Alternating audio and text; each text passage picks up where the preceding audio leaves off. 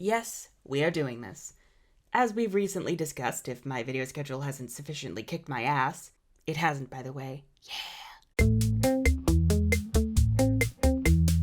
The music of RWBY is incredibly powerful because of its connection to the series' story, most notably the character arcs. And so we're going to go ahead and dive into each soundtrack of RWBY, analyzing its vocal tracks to ideally help us limp our way to the Volume 6 soundtrack. My spirit is indomitable. I mean, granted, by the time that this one comes out, the Volume 6 soundtrack might already be out, or I gotta get the AdSense somehow, and, I might as well try to, provide somewhat educational content. Let's just go. Let's do this.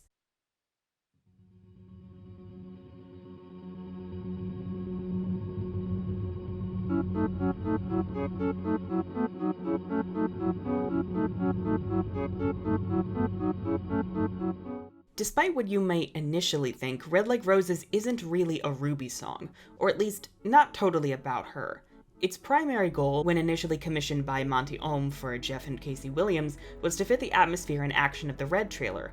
As such, there actually aren't that many lyrics. The vocal portion of the song only lasts a little over a minute before the acoustic guitar kicks in for the rest. Still, the first lyric having to do with RWBY's character is positioned from RWBY's perspective towards her mother Summer Rose after her untimely death.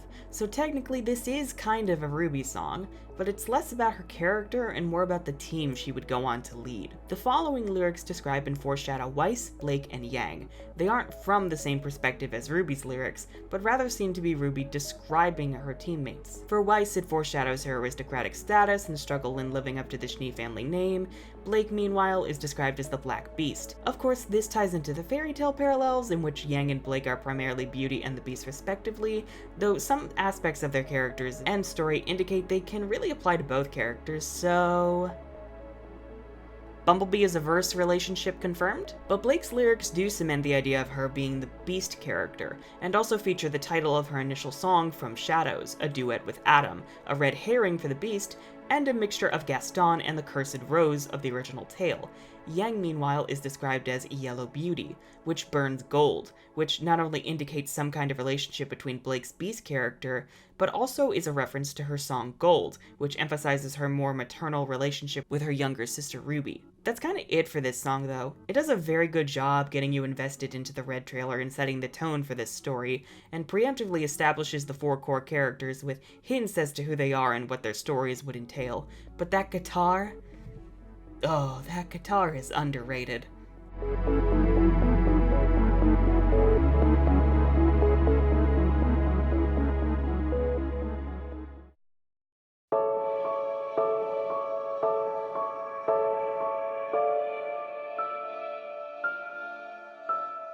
Mirror Mirror is a strange middle ground between the lyrical minimalism of Red Like Roses and the more lyric-heavy songs on the rest of the soundtrack, and most definitely future Weiss songs. But like all RWBY songs, it still does a great job in establishing the character of Weiss and getting viewers further invested in her debut in the White trailer. It's kind of a meme at this point that Weiss has 1 billion songs, more than any of her fellow characters, all about the same thing. That actually isn't true in the case of the former, but the latter is kind of true. There are actually more songs that apply to Blake and Yang, either individually or together, than Weiss, but it seems like Weiss has more because, well, her songs are less varied. They all essentially boil down to, I'm lonely and sad, fuck you dad, and fuck your dumb mirror. That's not to say her songs are bad. Repetition isn't inherently an issue, and I actually like the nuanced differences between each of her songs, though I think after Path to Isolation, we could all use a break from her songs for a while. Unless Jeff pulls some magic out of his ass again, which, knowing him, is entirely possible. All of Weiss's songs hit a beat within her character arc, or in her finding herself and breaking away from her father, but OG Mirror Mirror is probably the most different compared to the rest. It describes where she is at the beginning of the series, struggling with who she wants to be versus who others expect her to be, and also struggling against her loneliness, and does so with relatively simple prose playing with the Snow White fairy tale, which she's based on. Here, the mirror represents the ideal she's been forced to live up to as a Schnee, not only poised, elegant, and removed at all times, but also shaped in the mold of her father Jacques. She would eventually break free of this mold, wanting better treatment of the Schnee Dust Company's workers, the end of its destructive business practices for corporate growth and profit, and going from racist bitch to what the fuck did you just say to my cat friend? But the kingdom will not be responsible for her friends of questionable character. What's that supposed to mean? So this is Weiss' arc.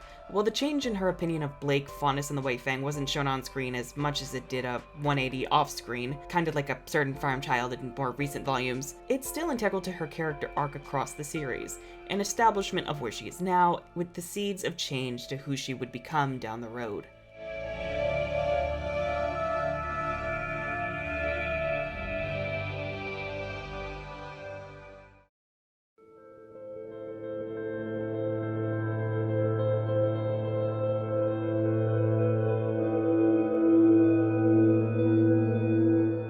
Arguably the first RWBY song to invest primarily in its lyrics, From Shadows is a duet between Jeff and Casey in which they voice Adam Torres and Blake Belladonna respectively. The song encapsulates their campaign against humanity during their early days in the White Fang, being willing to embrace any violent means and methods to send a message that their kind is not to be disrespected or belittled, but to be feared and respected. As we discussed with Red Like Roses, Blake can be analogous to both the Beast and Belle from Beauty and the Beast.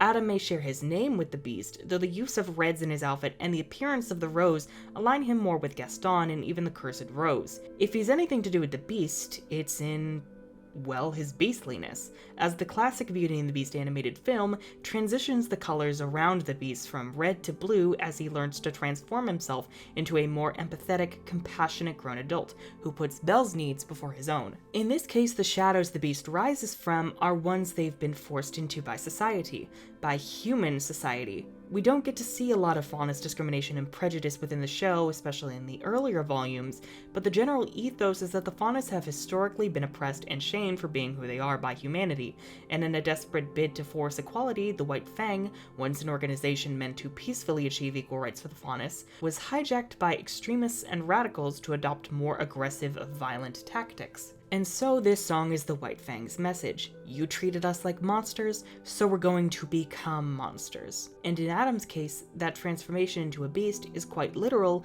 as he moves up the ranks, rewarded for his kills, and becomes a power-crazed, bloodthirsty tyrant, eventually to the point where Blake, still wanting to pursue equality but doubting the methods of both Sienna Khan, as well as Adam's radical sect, flees. In the last chorus, Casey's lyrics are the only ones remaining, while Jeff's are strangely absent. You would think it would be the other way around, given Blake was the one who left Adam behind and deserted the Fang, but with this perspective it makes much more sense. Blake wants her people to be free, to reclaim their destiny and break free from the chains humanity has shackled them into. But Adam lost sight of that goal over time, eventually obsessing over one thing and one thing only: power. The scars of his past, physical and mental, literal and metaphorical, shaped who he was, and this priority of his own status and feeling of control over others, over the welfare of all Faunus, was cemented in his assassination of Sienna Khan. Whether he even knew it himself, it is Adam who turned his back on the Faunus, not Blake.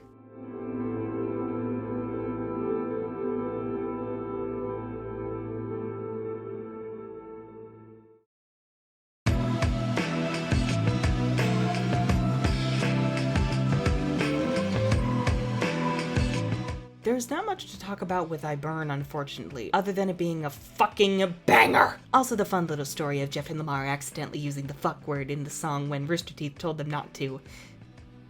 That's brilliant. No, that was a mistake. It was clear, like, oh, the show's gonna have no naughty words. You bitch! And it wasn't for a while until they realized what it was, and they were like, Jeff, what the fuck? We thought we told you couldn't say fuck. And I'm like, fuck. There wasn't much to see for Yang's character in Volume 1. She had depth in wanting to protect her sister, yet also wanting her to stand on her own as a stand-in mother figure, since one of their moms is dead and the other is just an absentee raven mother bitch. But the main problem with Yang in Volume 1 is that she doesn't really have a story. There is no arc in her reckoning with her own abandonment issues and projecting that onto her relationship with RWBY, nor one in using that newfound self-awareness to empathize and connect with her partner Blake. This issue is thankfully rectified in Volume 2 onward, but I Burn turns this facade of Yang's kick-ass persona into a badass anthem, perfectly encapsulating the confidence she radiates in almost every scene that she's in. Really, not much to say, except Ignite is way better, that's right, I said it, rock jazz for life.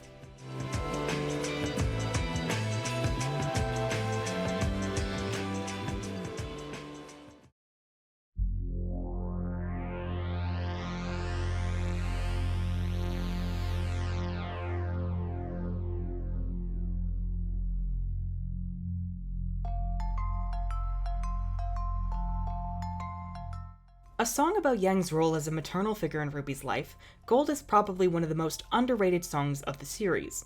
Everybody just kinda seems to forget about it, arguably because musically it's the most different from the usual rock or slow sad songs. Gold is very upbeat for the most part. I've heard it described as disco, but I ain't a musical expert, so please be nice in the comments, fam, I'm trying. While All Our Days is specifically about when RWBY is born, Gold is more their sisterly bond as a whole. Again, a shame Yang has no arc in Volume 1, but it is clear she's split on wanting to be there for RWBY while also wanting her to be able to stand on her own. Was that intentional? Who knows, but oh the frig well. Gold is a super sweet song all about being there for the person you care about the most. It isn't explicitly a sister bond, but it doesn't quite apply to anybody else. And there's also the connection to the line "Yellow beauty burns gold from red like roses," which describes Yang. It's a very cute song with some nice imagery to do with the rose motif of RWBY and Summer. And the creepy shattered moon up in the sky threatening to fall down and kill us all in 3 days. It's a delight.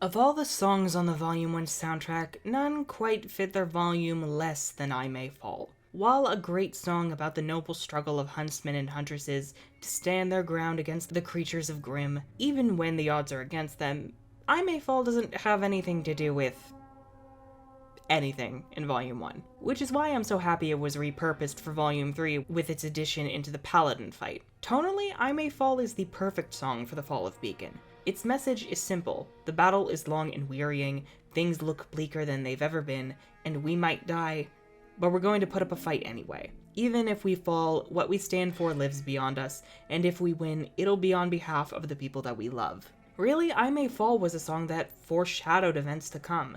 The fall of Beacon was always meant to happen from the start. In fact, it was originally meant to happen at the end of Volume 2, but was pushed to Volume 3.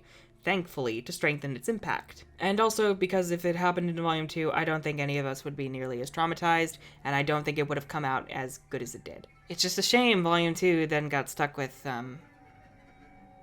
don't talk about Breach.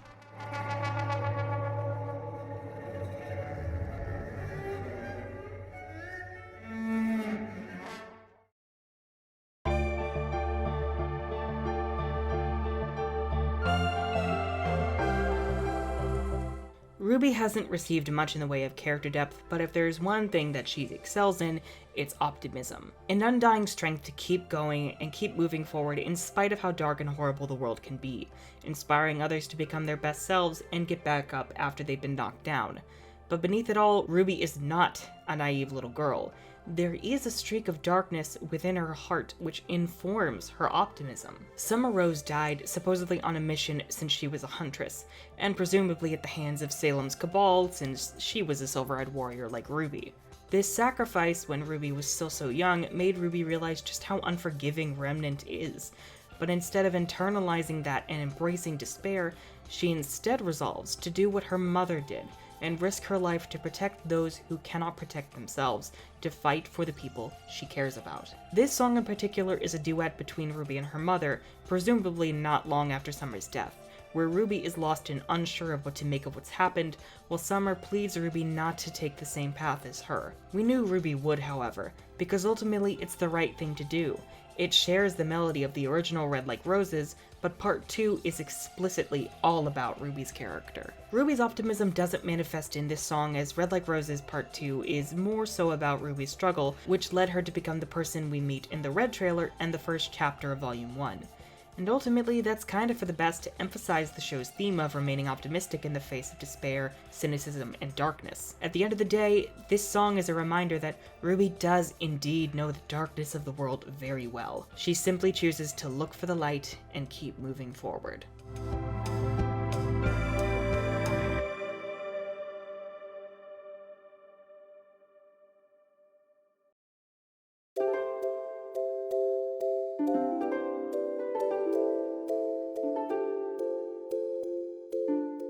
Just in time for Pride Month! RIP comment section. Granted, I wrote this during Pride Month, but production issues led it to coming out in July. You know what, fuck it. Every month is Pride Month. The gays are here to stay. Happy 20 by teen, y'all. It's very clear to most that this song is definitely attached to Blake's character. Once she's revealed as a Faunus and former member of the White Fang, she becomes a stray, running from her team and unsure of where to go, as is a recurring issue of hers. This song is meant to comfort Blake and to reassure her that she is at home with her new friends, and the one singing it is Yang. Again, Yang had no character arc in Volume 1, but once Volume 2 rolls around, she and Blake really start to connect on more personal matters. Yang is relentless in getting Blake to go easy on herself and let herself rest in Chapter 6, and in Chapter 10, she keeps trying to give Blake words of encouragement despite Blake's clear self-loathing. There is also a reference to this song as well as from Shadows in the Volume 5 song All That Matters, which is most definitely a song from Yang to Blake. In a way, All That Matters is a Wings Part 2. It is Yang, feeling abandoned and heartbroken, venting her frustrations at Blake, who at the time of this song is half a world away. In spite of Yang's efforts, Blake fled in a moment of blaming herself for getting her friends, especially Yang, hurt by Adam and the White Fang. But for Volume 1, Wings is really Yang's care and affection for Blake. And hopefully in Volume 7, we will get not only a real conversation on why Blake ran away. I mean, we knew it. Part of the fandom doesn't seem to still get it, but, you know, the characters need to talk about that, please. But also in Volume 7, we will hopefully get a reminder of why these two have the strong relationship that they do.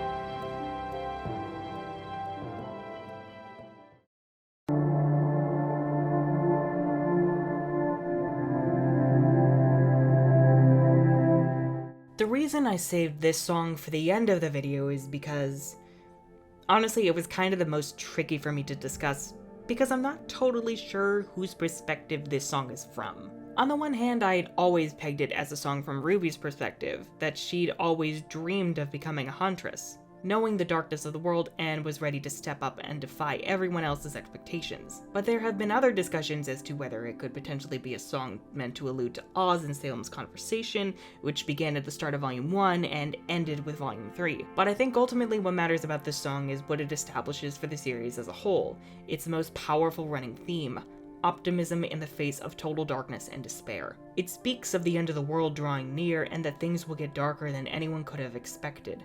That darkness did not arrive until the fall of Beacon, but it still rings true for the series as a whole. Whether this song is about Ruby wanting to become a huntress, or it's Oz and Salem's dialogue on whether humanity is worth saving, or something else entirely, the message is still the same. The world is cruel, but we're gonna stand up and fight back anyway. It's a definite classic for the series, and while it might not be my favorite intro, it is definitely one of the stronger ones.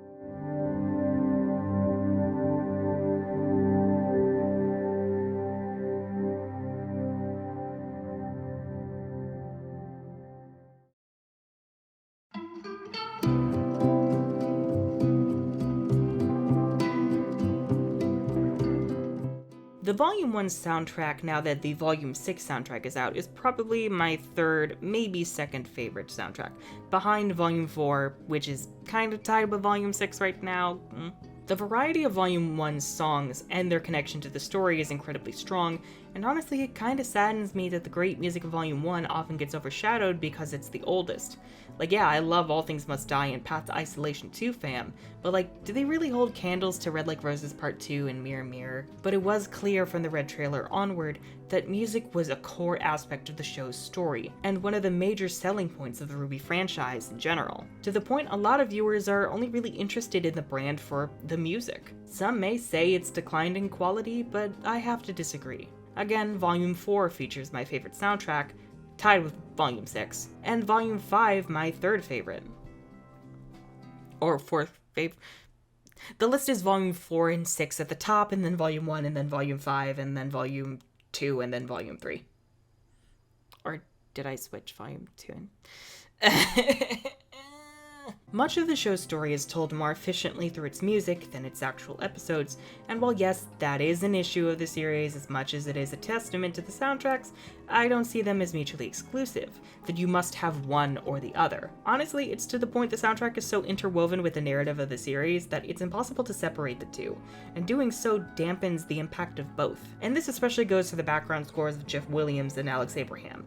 I may not have the credentials or knowledge to discuss and analyze them, but they most assuredly deserve your attention and adoration. If you enjoyed today's video and would like to see more content like this, then you can support the channel not only by checking out my other videos and helping me in the algorithm, because the algorithm is out to kill us all, and also subscribing and ringing that bell for notifications because YouTube hates creators, subscriptions don't mean jack anymore, but also pledging your support over on Patreon if you are able to, and or checking out the links to my cursed work in progress book that refuses to be published ready in the description below. Seriously, at this point, I just...